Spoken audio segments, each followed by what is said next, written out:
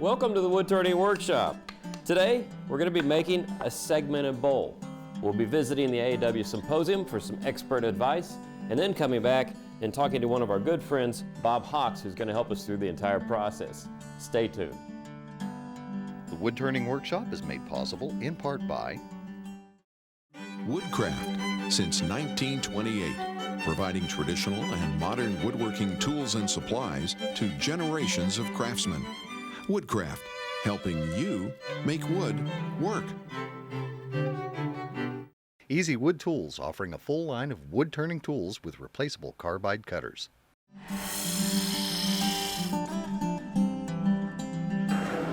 Every year when I come to events like this, I see more and more segmented pieces. This is a fantastic piece by Hilliard Gerhardt. He just passed away, and they have it here to tribute to his memory. It's a phenomenal piece. It's very complicated, very rich in story that it tells, things like that. And as I look around the gallery here, I start seeing pieces that are more intricate, more dramatic.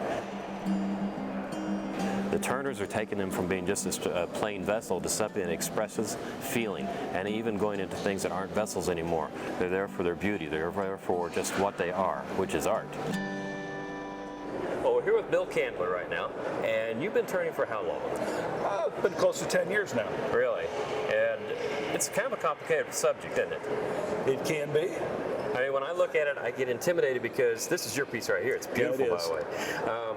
The math that's involved intimidates me. The idea of knowing what angles to cut and how to actually make a design on paper and everything else. And I know you're kind of a geek at heart, and you had that same problem, didn't you? Yeah, well, I started out using a CAD program to draw these things, and that took care of a bunch of the math, but the drawings got too complicated and I started making mistakes. Yeah. So I went out looking for software to help me do the job, and all I could find was a program that calculated rings. Yeah. And so since I've made software my whole life, I said, computers, you know how to keep which ring it goes in which project and where in the project does it go. Yeah. So I wrote my own software. So you're basically saying, computer, you do the work, I want to do the turning, I want to do the designing, right? That's right. Okay. So I had a lot of fun designing. Yeah.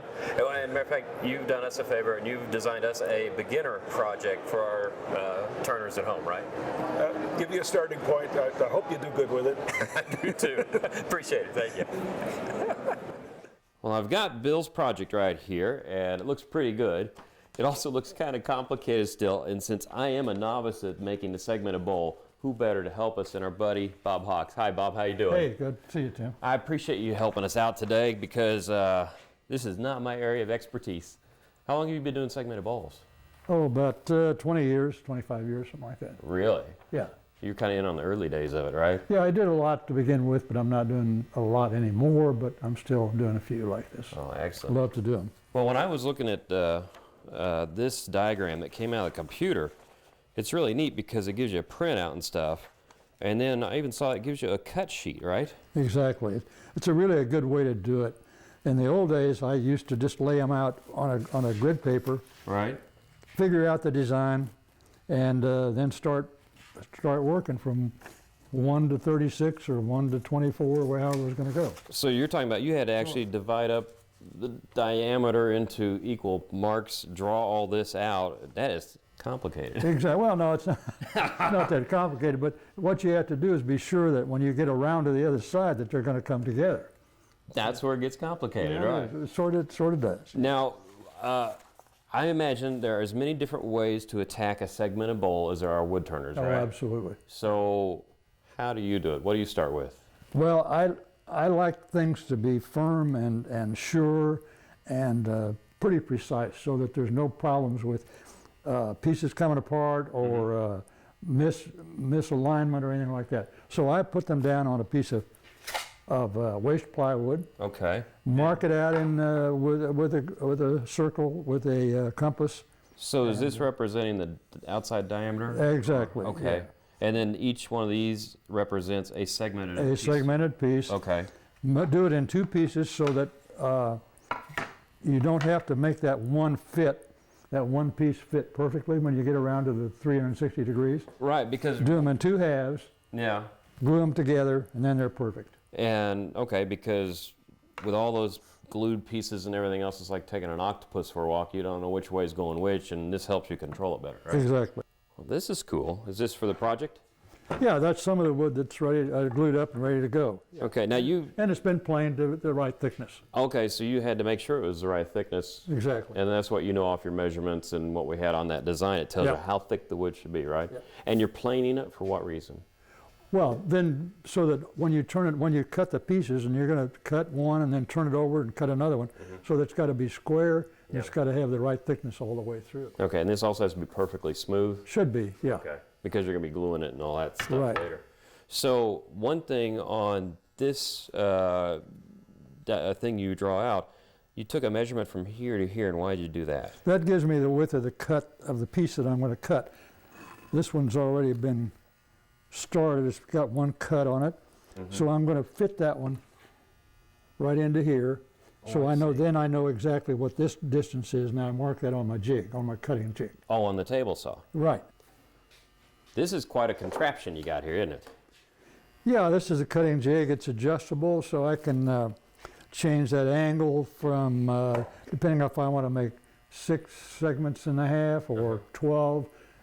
This is adjustable, so I can slide it in and out. Oh, okay, so it comes this way, you get a shallower angle, and Right, this way a steeper exactly. angle. So your triangle goes like this to this, depending on how you have this, because Right, it does I that. can go from about 5 degrees to 15 degrees. So. Okay, and I've seen plans for this all over the internet and stuff, so people Yeah, can it's make a- one of these pretty It's easily. a pretty common kind of cutting jig. The main thing is you got to be sure when you make it that this angle is perfectly square, so that this Okay. fits, so that you're making a square cut. So you want a perfectly right angle like that. Exactly. Okay, and then, because you have to have this really to make, well, you could fudge it another way of doing the cutting, but this is probably one of the better ways to do cutting for segmented pieces, right? For me, it's the easiest way and the most accurate way. And you have a special blade in there? No, it's a 40-tooth combination blade, which I really like because I can also rip with it, or I can cross cut, and it makes a good clean cross cut. With 40 teeth, it should. Yeah, it does. Okay. And you need a really sharp blade. You want to be sure it's good and sharp. There are a lot of guys will sand these segments, and I never could do that. I never could make them fit. I like to take them right from the saw, right to the plywood to glue them down. Okay, I got you. So on this now, right down in here, is that your line that you marked? I made a mark that's the width. This is the width that I need to cut to fit my jig that I've already laid out Okay, so that butts up to that. up to the line. Okay, you want to show us how you cut a few segments? You're not quite right up there. Yeah, Well, sure, I'll do that. I'm at the wrong angle. Yeah, I know Okay. you. Okay. Okay.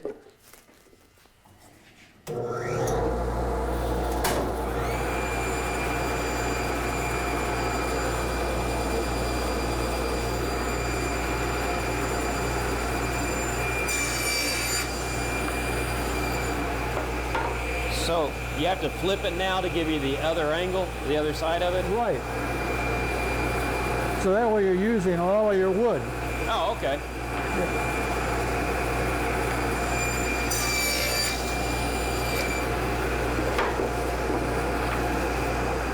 And so we need 6 segments for half of the bowl. Exactly, yeah.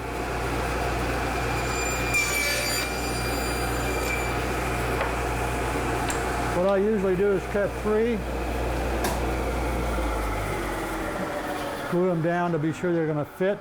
Okay. Now then we're back to your drawing again, right? Exactly. Okay, and so this piece here is extremely critical, you said. This one's so important, right? Yeah, because the rest of them, if that one's crooked, then they're going to be really crooked by the time you get out to the edge. Okay. I want it to come out pretty nearly square with the edge of the plywood. Okay, now you got a little bit of fuzz on the edges. Yeah. What do you do about What that? I do is I knock it off with a little sanding block. You don't want to do any sanding on the surface, on the cut surface, because that comes right from the saw. Okay. Sometimes it leaves just a little bit on one side. I just do that. Okay. Now knocks what it do you off. do for the gluing up part though? Okay. Are you using a wood glue? Yes. Okay. You don't want to use like a cyanoacrylate for this, do you? No. Okay. No, you got to have a glue that's that will really hold. Okay. Now, And I've never had one of these things fail. do you put any glue on the bottom of the wood? Just at a all? little bit Just to a hold little it bit. down, just a little bit. So you're just pushing that together with friction. I mean, that's That's all. That's all. Slide the pieces so the glue gets on both sides. Oops. Yeah, upside down. Oh, well, that sounds like something I would do. Here, I'll give you that one. Yeah. There's another thing on this too, is you've glued together two pieces of wood. We didn't talk about that earlier. You do that before you plane the two pieces, then glue them together. So in the design, it shows this color going to this color, so why waste the time of cutting two pieces, glue it together, and make one piece? Oh, exactly. Yeah, Right. yeah. Okay. And so that's all it takes, and then you just do the rest of the ring, and so you wind up with both sides, right? Once that sets up. Exactly. Hold them together for about 10-15 seconds. And it's pretty important to slide those just a little bit to get a good friction on both sides so they glue together. Okay, then those are good, and then I go to the other half, do 3 there. By the time that's done, then I cut these pieces, and it takes about 15 minutes and you're done with the whole ring. This is really cool, Bob. Now, this is a checkerboard pattern you worked on already, right? Yeah, exactly. That's the number 3 ring, I believe. Now, I noticed one interesting thing. It does not match up. How do you fix that problem? Well, I'm going to run it through the table saw, square them both up, and hopefully they come together and fit. So these pieces of plywood you put together are perfectly square, so you can do this step. You're right. I cut them both the same size to be sure. Yeah. Okay.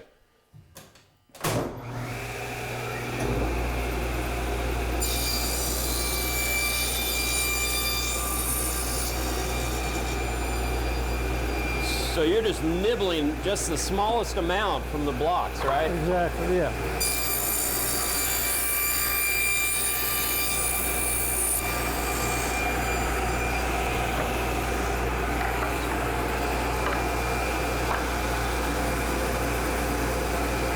Not quite. Got, oh, I see. You got a little bit of a gap right there. So you're just knocking that over just what? A hair. I mean, Yeah, very little. It's almost made it. And I had enough to play with. so do you have to cut both sides every time you adjust it then? Yeah, That keeps you from having a lopsided look, right? exactly, yeah. Okay.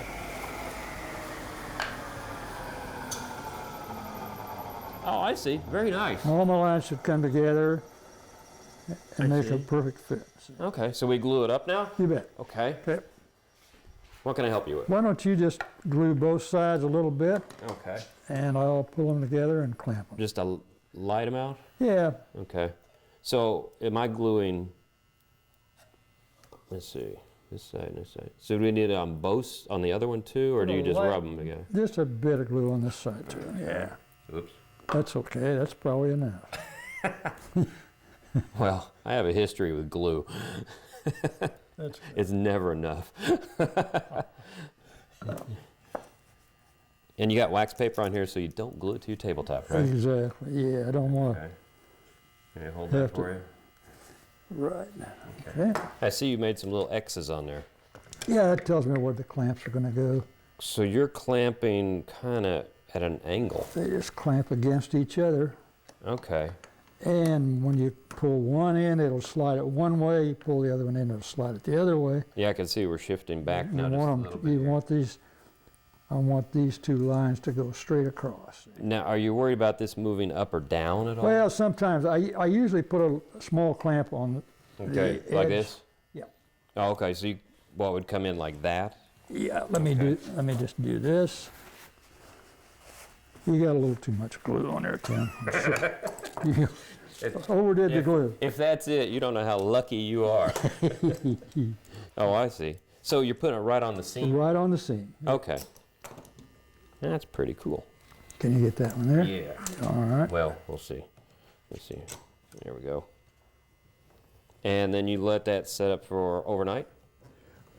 Well, actually, you can unclamp it in about 20, 30 minutes. Really? But you don't But want I wouldn't cut again. I wouldn't do anything to it for about 8 hours. Yeah. Okay. Yeah. And you want these seams really tight because you don't want gaps and you want it to look smooth after you're done, right? Exactly. Now I've got a full 360 with a perfect fit on both joints. That is neat.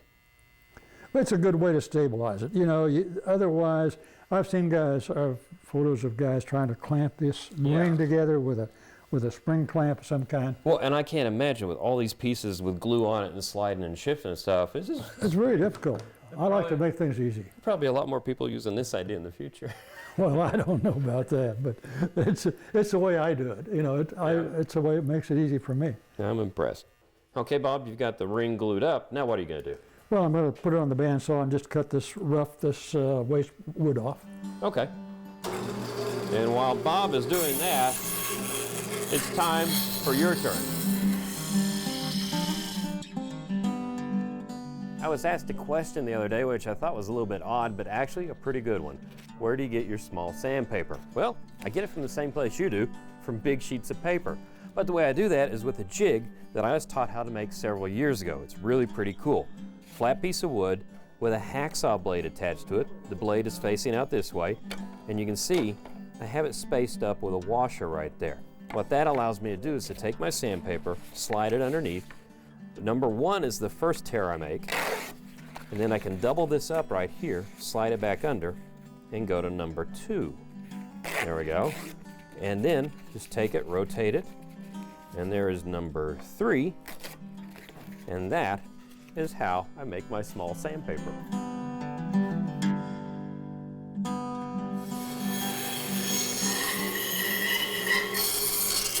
So you've gotten rid of all that excess, right? Right. So what's the next thing you got to cut up? You said you had a round thing to cut? Yeah, I want to put a waste block in here, and then I'll use a screw chuck. So what I want to do is I got to drill a hole here so I know exactly where this center of this is, because I'm going to cover that up. Okay, drill press? Yep. Okay. Does it matter what size hole you're drilling? Well, my screw chuck takes a 1/4 inch, Okay. so I cut a 1/4 inch hole. And the screw chuck is a threaded screw that's in your chuck and it comes through that hole, right? Right. And you have to be pretty accurate. Yeah, I want that centered, so then everything comes back to 0. Now, but I know screw chucks, and that wood is way too thin to hold the wood on safely, right? So I just cut a waste block to go in there, Okay. and glue it in.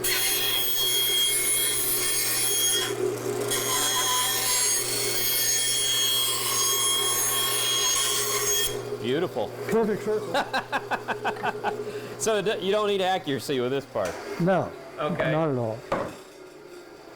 So, oh, you're going to glue it in the center. Yeah. I got you now. Okay. So, And then when I get through, when it's dry, then I drill my hole back from the other side, and I've got a perfect fit. See? okay. I'm and still so centered. What this does is this makes it thick enough so when you put that screw chuck up through there, it's getting a bite into something solid. Yeah. Right. Okay. Right. Now, one thing we haven't really talked about is if you look at all the rings and stuff, because you've been working on the whole project for a while, these are that thick, these are a little bit thinner, and you go over these are really thick, and part of that has to deal with, I guess, where the wood falls in relationship to the curve Right. of the piece, right? Right. That's right. So this represents this section right here. Right. If you made it this short, you'd run out of wood as you made the curve, right? Because the block would right. be ending right there. That's right. He wants this to come around and be a gentle curve and start up Okay. right here. So this one's wider, this one's a little narrower, this one's the narrowest right here. And this really is kind of just a reference for thickness. Ideally, you made these pieces this thick because gluing up those little tiny pieces would be really, really tough, right? Oh yeah, yeah. I like a little. You can be more accurate if you have these a little wider. Right, and it's just with our fingers and it stuff, doesn't it's a lot take easier to handle. It doesn't take that much more wood. You know, Right. you're not wasting a lot of wood. Yeah, and you're not messing with all these fidgety little tiny things. And it gives you a little practice on turning. You know, this is great to turn off. Exactly. You're turning all side grain. It really is a nice way to cut. Well, that's pretty cool. Now, one thing we haven't addressed yet is we've got one you're halfway into right now. Oy! On his plan, he showed it as a segmented piece, but you prefer to do a solid piece for the base, right? Yeah, it makes it easier. Yeah. And you It's wind almost up- impossible to come together. You can do it, but it's almost impossible to come together with that point. Right, you'd have like the pie wedge in the middle, and you Yeah. could see the glue lines, and that point's really delicate. I would rather have that a solid piece on Yeah. the bottom. Okay, and this is definitely not the shape you're finishing it up yet. You're Oh, going to do no, some that's work just on roughed this. out. Oh, Right. yeah. So, how do we get to this point on that point? What do we got to do now? Well, the next thing to do would be to glue a waste block onto your solid piece. Let that dry. Then we'll cut a dado in this one to fit inside this next ring. Cut the dado first, and then fit this next ring to the dado. It's going to be a lot easier to see than to do. So let's go ahead and work on this part next, okay? Okay. Okay, Bob, now this is the base piece, and you've cut it out on the bandsaw, right? Right. That's the very bottom piece. Okay, and I see you marked the center and drew a circle because that's the width of your screw chuck? No, that's where the waste block's going to go. Oh, okay, and this is your waste block, right? Right. I'm going to glue that on there, Okay. and then that holds the whole bowl all the way through. So this is the main hold. This is what keeps it on there the whole time. Right. And so this is just a piece of walnut you got laying around, and you've already got a hole in here. Yeah, I Actually- reuse these all the time. This has probably okay. been used 8 or 10 times.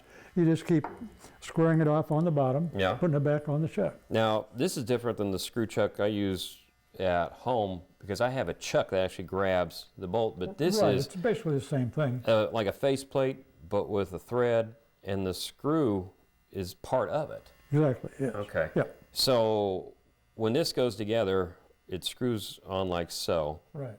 And now I had you disassemble this because you already had this built up, so it's not going to go back together perfectly right?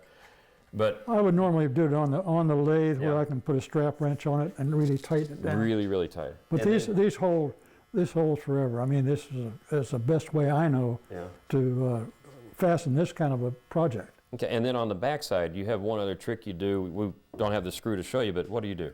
I just put one screw in there to keep it from ever turning a little bit. Yeah. Even if it turns a half a degree, it might throw you off a little bit. So you don't want to do that. You want to get this perfectly tight, then put one screw in just to hold it. Okay, and so then this then gets clamped and glued to there, just like the same process we've been doing on everything Right. else, right? Right. Okay, and then this, once this is all glued up, this will be the first step on the lathe when we go to the lathe. Right, that's right. And then you start building from here. This stays intact and until you finish the whole bowl. Get it all done, and then you part it off here. That's cool. Now, Bob, before we get into the shop and start turning, these are a couple of your pieces here. This is one of your earliest pieces, right? Very early, right. Yeah. Yep. That is beautiful. And it shows, too, that you don't have to make the whole piece segmented. You're actually using, what was this wood? That's walnut. Okay. And so the walnut, you turn this part, then you start building the rings up on it, and then you went with this end, right? Yeah, it's a redwood burl on top.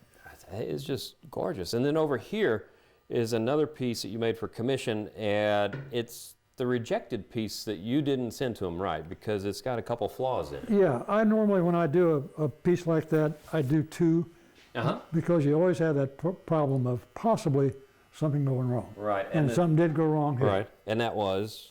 This did not line up perfectly. Okay. And it was because when I cut this ring and put the two together, I was probably not paying enough attention. I got it a little too small. Right. So it shrunk it a little bit, you see. So then it didn't line up perfectly with the one just before it.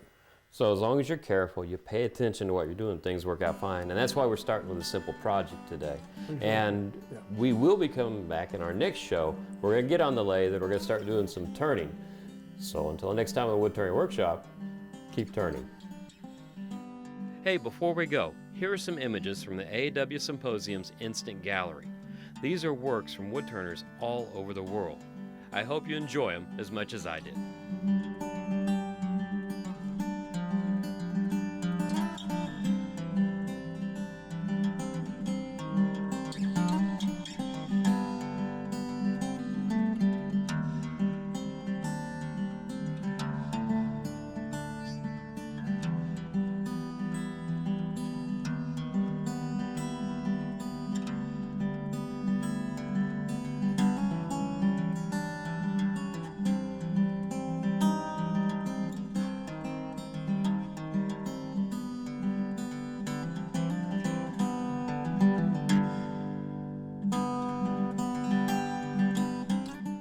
Next time on the Woodturning Workshop. Well, this is the second part of our two-part series on how to make a segmented bowl. We're going to finish her up today. I like to just rough it out just to get the general shape started. And this is the next piece to go on, and you surfaced this and shaped it a little bit too to get rid of some of the rough edges in there, right? Get the profile first, then go to the inside. This is really fantastic, Bob. I appreciate you taking the time to show us how to do a segmented vessel. This is really cool. I really enjoy doing it. For more information about the Woodturning Workshop, visit our website at rsupublictv.org.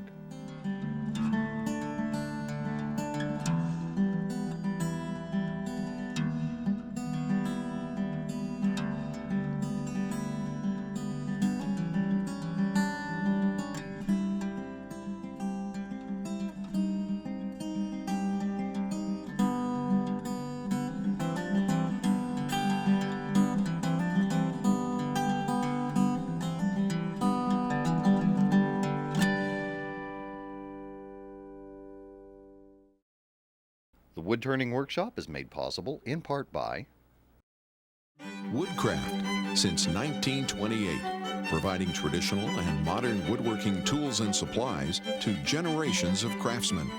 Woodcraft, helping you make wood work. Easy Wood Tools, offering a full line of wood-turning tools with replaceable carbide cutters. To order a DVD of this or any other episode, call 1-800-823-7210 or visit rsupublictv.org.